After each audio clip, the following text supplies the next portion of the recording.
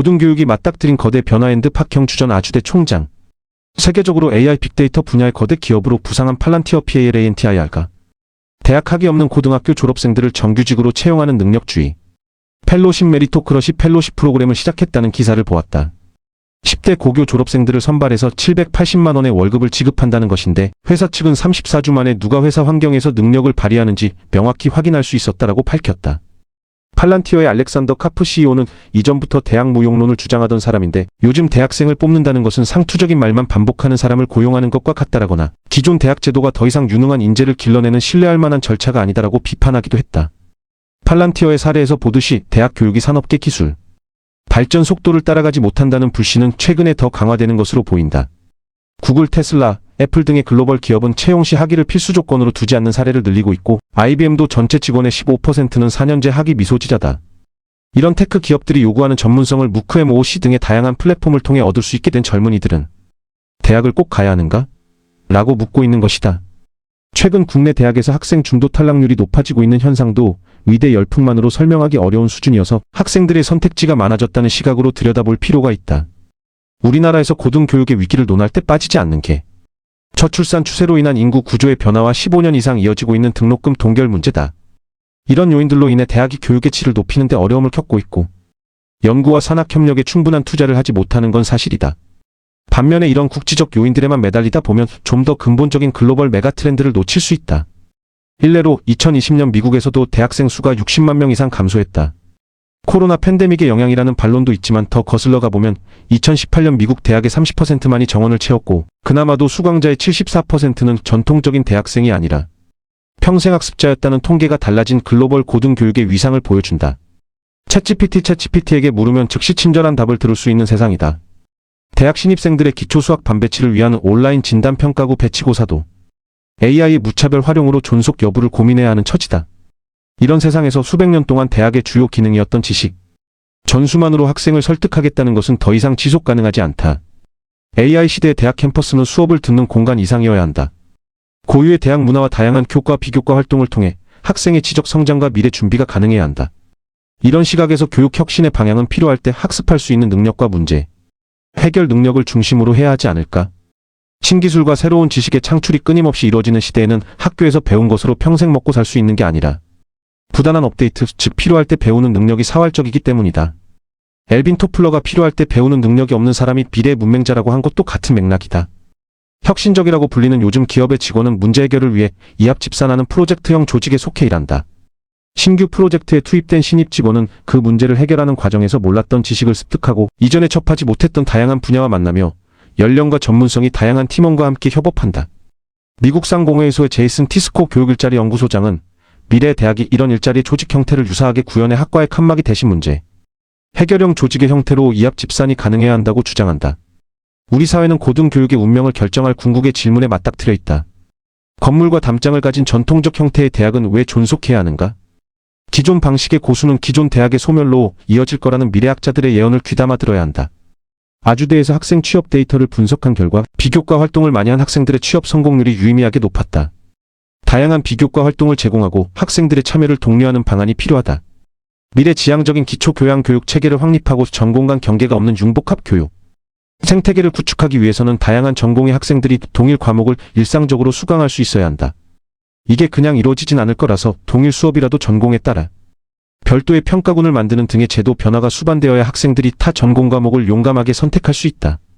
치밀한 인프라와 제도의 변화 없이는 혁신은 불편한 시도일 뿐이다. 다양한 수준의 학생들이 동일 수업을 따라가도록 돕는 인공지능 기반의 수준별 맞춤형 시스템도 도움이 될 수 있다. 아주대 학생 수준 맞춤형의 파일럿 수업은 새로운 방식이 딱제 비율을 크게 낮출 수 있음을 보여준 바 있다. 단순해 보이는 사회적 기술적 문제조차도 현장의 문제 이해 능력뿐 아니라 실제 해결을 시도하는 과정에서 다양한 지적 체험과 깊이 있는 연관 분야의 학습을 필요로 한다. 미래 대학은 이런 학생 참여의 요소와 지적 체험의 요소를 적절하게 교육 과정에 반영해야 한다. 학생 참여의 결과가 유치한 수준에 머물지 않기 위해서는 전공 분야와 무관하게 갖춰야 하는 기본적인 지적 소양을 한 단계 높이는 노력이 필요하다. 기초교양 교육 전반을 점검하고 전공 진입의 도구 정도가 아닌 대학 교육의 코어 수준으로 강화해야 한다. 고강도의 상호작용 교육은 무크 MOOC 등의 대체제에 대한 분명하게 차등화된 가치를 제공한다. 고등교육 혁신의 사례로 자주 언급되는 미네르바, 대학의 경우도 혁신의 키워드는 비대면 수업이나 적응형보다는 상호작용인 것으로 보인다.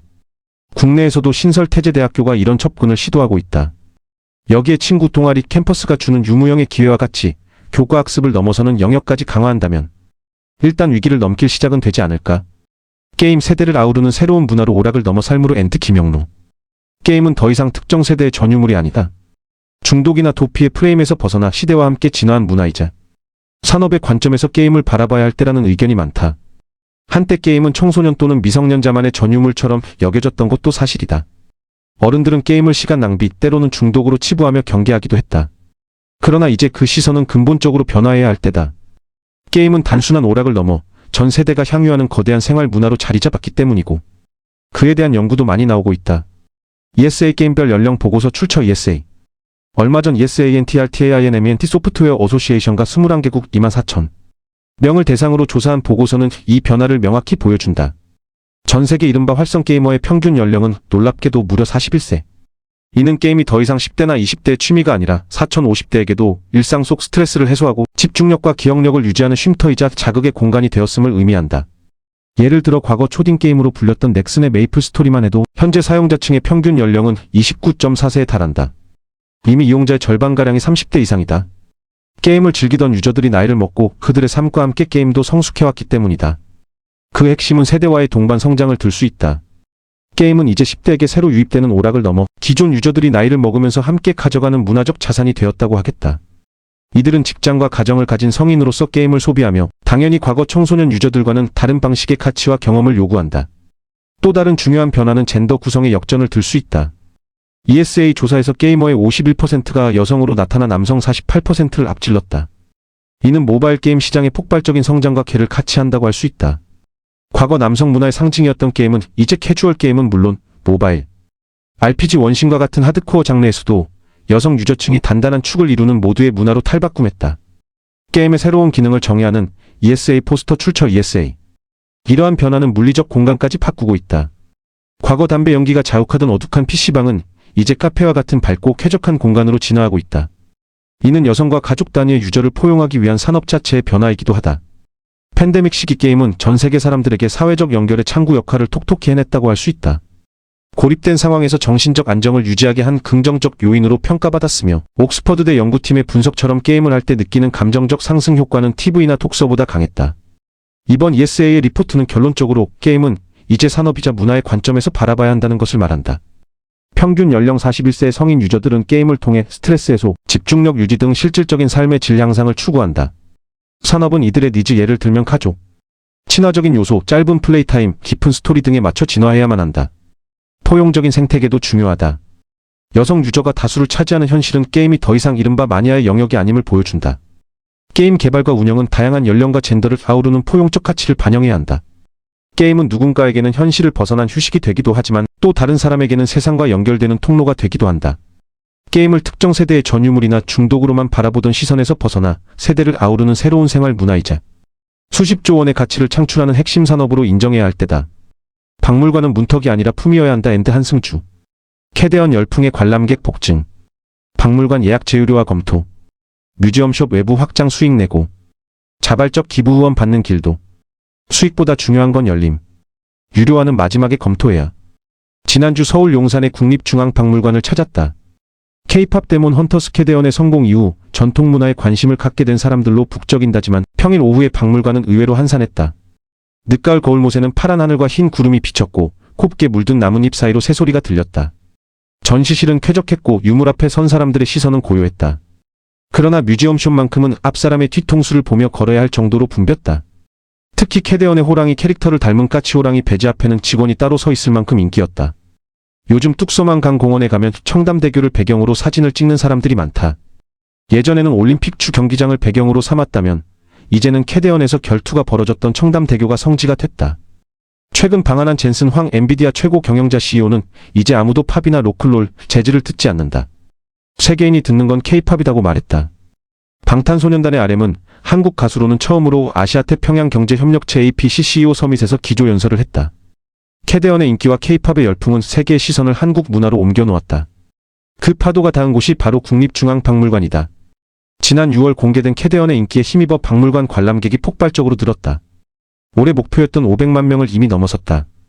관람객 수로만 보면 프랑스 루브르 박물관, 파티칸 박물관, 대형 박물관, 미국 메트로폴리탄 미술관에 이어 세계 주요 박물관 중 5번째 규모다. 해외 대형 박물관이 고대 이집트나 르네상스 미술 등으로 관람객을 모은 것을 생각하면 놀라운 수치다. 다랑아리 다나암, 호랑이 미나의 익살, 백자의 여백의 외국인과 우리 모두가 매료됐다. 올해 뮤지엄 굿즈 밀주 매출도 개관 이래 최대인 300억 원을 넘겼다. 그런데 관람객이 몰리자 박물관은 예약제와 유료화 카드를 꺼내 들었다. 유홍준 관장은 국정감사에서 내년 상반기 예약제를 도입하고 유료화도 검토 중이라고 밝혔다. 관람 편의와 주차장, 카페 등 시설 확충을 위한 조치라고 했다. 일리 있는 이야기다. 그러나 공공기관이 유료화를 먼저 언급하는 건 너무 손쉬운 해법이다. 이미 특별전은 2만 원 가까운 입장료를 받고 있다. 중앙박물관의 결정은 지방박물관에도 영향을 미친다. 박물관의 성공을 수익이나 관람객 수로만 평가해서는 안 된다. 국립박물관은 기업이 아니라 국가의 얼굴이다. 흥행보다 중요한 건 누구나 드나들 수 있는 문이다. 2005년 용산시대를 연 국립중앙박물관은 처음엔 2,000원의 입장료를 팠다가 2008년 무료로 전환됐다. 공간과 소장 유물을 국민이 쉽게 접근할 수 있도록 하겠다는 취지였다. 그로부터 17년 동안 박물관은 누구에게나 열린 공간이었다. 한여름엔 시원한 쉼터가 되고 한겨울엔 포근한 휴식처가 됐다. 아이들이 역사와 처음 만나는 곳이었다. 500만 관람객을 가능하게 한 힘은 바로 그 열림에 있었다. 유료화와 예약제가 그 문턱을 높일까 걱정이다. 예약제에도 장점이 있지만 마음 닿는 대로 찾아가던 발걸음을 막을 수도 있다. 문화의 접근성을 잃는 건 한순간이고 되돌리긴 어렵다. 수익을 늘릴 길은 다른 데 있다. 오플런으로 박물관을 찾는 사람들은 뮤지엄숍으로 먼저 향한다. 전시 관람보다 굿즈를 사러 오는 이들도 적지 않다. 이참에 뮤지엄숍을 외부로 확장하면 어떨까? 홍대나 성수, 인천공항 등지에 국립박물관 브랜드숍을 여는 것이다. 뉴욕 현대미술관 모엠A 전시장 밖에서도 뮤지엄숍만 따로 운영해 큰 호응을 얻듯 전통문화 굿즈를 세계에 알리는 창구가 될 수 있다. 또 대형 박물관이나 미국 스미스소니언 미술관처럼 입장료는 무료이되 자발적 기부를 유도하거나 한국 문화의 매력을 느낀 글로벌 브랜드의 후원을 받는 길도 있다. 자신이 가치 있다고 여기는 곳엔 기꺼이 지갑을 여는 시대다. 다양한 방법을 시도한 뒤 유료화는 마지막에 검토해도 늦지 않다. 국립이라는 이름만큼 그 문을 오래 그리고 끝까지 열어두길 바란다. 입장료가 몇천 원이라도 누군가에게는 문턱이 될 수 있다. 문턱이 높아지면 발길이 줄고 발길이 줄면 기억도 멀어진다. 박물관은 문턱이 아니라 품이어야 한다. 그 품이 넓을수록 문화의 품격도 자란다. 그 품 안에서 우리는 역사를 만나고 미래를 배운다. 문화산업에도 R&D 투자가 필요하다. 해시태그 김동윤. 문화산업에도 R&D 투자가 필요하다. 역대 문화체육관광부 장관들은 관료와 정치인을 제외하면 현장 예술가 출신이 많았다. 유인촌 이창동 김명곤 전 장관이 그런 경우에 해당한다. 문체부 장관 중 기업인 출신은 최규영 현 장관이 유일하다. 지난 7월 11일 대통령실에서 최규영 당시 노류니버스 대표를 장관으로 지명했다는 소식이 파격으로 받아들여진 이유다. 기업인 출신 문체부 장관에 대한 반응은 엇갈렸다. 문화예술 분야의 직접적 경험이나 식견은 부족할 수 있지만 기업인 특유의 합리성, 추진력, 균형 감각을 갖췄을 것이라는 기대도 많았다. 영화 정책 전환 예고한 최 장관. 문화예술계에선 최 장관이 전문 분야인 관광산업 육성에 정책 드라이브를 걸 것으로 예상했다. 하지만 지금까지 그가 가장 선명한 목소리를 내고 있는 분야는 영화산업이다.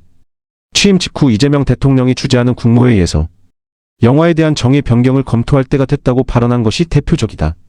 현행 영화 및 비디오물의 진흥에 관한 법률에선 영화를 영화, 상영관 등의 장소 또는 시설에서 공중에게 관람하게 할 목적으로 제작된 것으로 정의하고 있다. 이런 탓에 온라인 동영상 서비스 OTT 플랫폼에서만 공개하기 위해 제작된 작품은 영화진흥기금 지원 대상에서 제외되는 불합리한 점을 정면으로 겨냥한 발언이었다. 최근 국정감사에선 정부의 영화 정책이 지원 위주에서 투자 위주로 바뀌어야 한다는 의견을 밝혔다. K컬처 300조 원 시대를 열겠다는 이 대통령의 국정 목표와도 부합하는 발언이다. 문화 정책에서 지원과 투자는 근본적으로 철학이 다르다.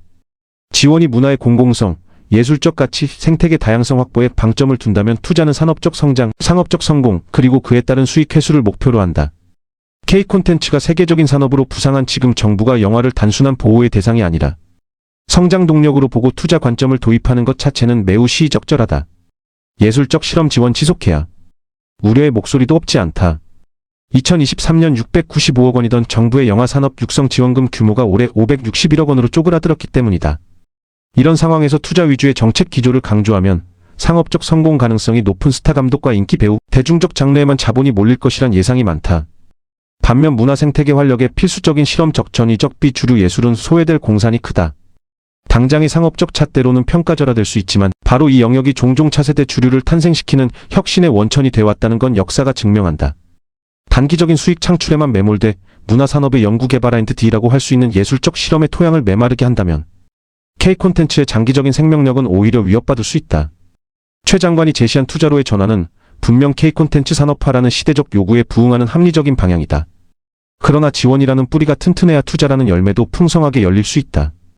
영화산업의 중장기적 발전을 위해 상업적 성공을 견인할 투자와 문화적 다양성을 지탱할 지원 사이에서 현명한 균형점을 찾아내는 것, 그것이 기업인 출신 장관에게 우리가 기대하는 합리성과 균형 감각일 것이다. 한국 천재의 미국 망명 앤드 이재준 역사연구가 칼럼니스트. 중국 고대의 중림 7년 고사나 고려 말. 둥운동 72연에 대한 사연은 모두 정치를 피해 응거한 선비들의 얘기를 담고 있다. 학정이나 정치 변혁을 피해 자연에 응거하면서 시가로 유유자적하게 살아. 후대에서는 사람들이 이를 동경하고 미화했다. 고려가의 어부가는 고기 잡는 것을 생업으로 삼는 뱃사람들의 노래였다. 그들의 진솔한 삶의 모습이 외딴 섬으로 귀향을 간 사류들의 심경에 맞아 지지를 받게 된다. 조선 중엽 고산 윤선도는 전라남도 보길도로 귀향을 가 10수년 살았는데 어민들과 허물없이 친구가 돼 우리말을 섞은 명작 어부사 시사를 지었다. 국문학자들은 이 시조를 어민들의 삶과 슬픔 그리고 그 속에서 발견되는 희망을 노래하는 아름다운 노래라고 평했다. 어부사 시사는 어민들의 삶과 고난을 잘 표현했으며 인간 존재의 본질에 대해 깊이 고민하게 되는 명작이라고 해석했다. 어부는 일생 파도와 싸우며 생계를 위해 애쓰는 서민들이다. 고사는 이들의 외로운 심경과 힘겨움을 흥으로 사위었다. 파도와 싸우는 어민들의 삶이 파란만장한 선비들의 일상과 같게 느껴진 것인가. 윤선도는 귀향지 보길도를 떠나지 못하고 자신만의 낙원을 만들어 평생을 살았다. 그는 음악을 사랑해 평소에 가야금을 타며 살았는데 고구명이란 노래가 백미다. 버려졌던 가야골을 줄 얹어 놀아보니 청아한 옛소리가 반가이 나는구나. 이 곡 좋아할 리 없으니 집에 껴놔두어라. 예부터 한나라가 망하거나 정권이 교체되면 지식인들의 엑소더스가 일어난다. 핍박을 피해 상간으로 숨거나 혹은 해외로 망명한다. 망명은 생명 신체 자유가 심각하게 위협받을 때 다른 국가의 보호를 요청하는 행위와 그에 따른 법적 보호를 뜻한다. 삼국시대 나당연합군에게 패전한 팩제의 수많은 귀족들이 포트피플이 돼 일본으로 망명했다. 삼국 가운데 가장 문화가 발전했던 팩제의 지식인과 기술자가 일본으로 망명함에 따라 한반도는 문화의 공백기가 됐다. 고대사를 연구하는 학자들 가운데 후에 일본이 큰 번영을 이룬 것은 팩제, 기술자들이 대거 넘어갔기 때문이라고 주장하는 이들도 있다. 최근 세계에서 가장 높은 IQ를 가진 것으로 알려진 한국인 김영훈 36씨가 미국 망명을 신청했다는 신문 보도는 우리에게 충격을 준다. 우리에게 매우 우울한 소식이 아닐 수 없다. 김 씨는 자신의 트위터에 1분 35초 분량의 영상을 올렸다. 이 영상에서 그는 다음과 같이 망명 사유를 밝혔다. 한국 정부는 애국자를 처벌하고 공산주의자들을 찬양한다. 코리언 거버먼트 퍼니셔즈 페이트리어츠 글로러파이즈 카메너스츠. 진리는 범죄가 되었고 신앙은 표적이 됐다. 트루스 헤즈 비컴 어 크라임 언드 FAITH 헤즈 비컴 어 타것. 신앙이 박해받지 않고 보호받는 미국에서 피난처를 구하겠다. 주말이면 서초동 홍대일대 대림동 여의도에는 2030대 젊은이들의 반정부 시위가 점점 확산되고 있다. 친중 사회주의에 대한 경계심과 특검의 종교인 체포 시설에 대한 수색 등 강경일 변도에 대한 반발이다. 세계 젊은이들의 부러움을 산 자유대한민국이 왜 이 지경에 이른 것인가. 이번 주말에도 캐대언의 열풍으로 인천공항에는 수많은 외국 관광객들이 입국, 인산인해를 이뤘다. 천재의 망명으로 인한 한국의 국제적 위상이 어떻게 될지 모른다. 정부는 아시아태평양 경제협력체 APC를 치른 나라 위상답게 국정을 이끌어야 한다.